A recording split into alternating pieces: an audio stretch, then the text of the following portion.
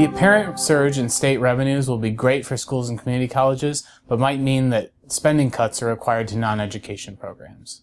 In recent months, our office has observed that revenues may be surging, particularly in the current fiscal year 2014-15. Now, while in most years this would increase resources to be allocated in the budget, a few factors right now might actually require spending reductions or other actions in the non-Proposition 98 budget to accommodate these increased revenues. Most notably, this has to do with the Proposition 98 minimum funding guarantee for schools and community colleges.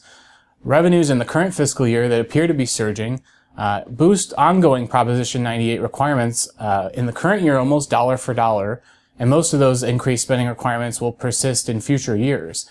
This will make it harder for the legislature to make augmentations of spending outside of Proposition 98 to further build budget reserves, to pay down debt, and to accomplish any other priorities. Given these risks to the budget's bottom line, our office has produced 5 hypothetical scenarios of what the budget picture might look like in May and June as the legislature and governor are finalizing the budget package for next year. Now, these are just 5 possible scenarios. Given the number of variables involved in the budget, that many other outcomes are possible. But we think that they indicate what might be some key trends that the state will be facing in May and June. Most notably, Proposition 98 spending in these scenarios is up notably. Proposition 2 requirements to build reserves and pay down debts, those requirements are also up. And a trigger included in last year's budget package also requires more spending to pay down local government mandates.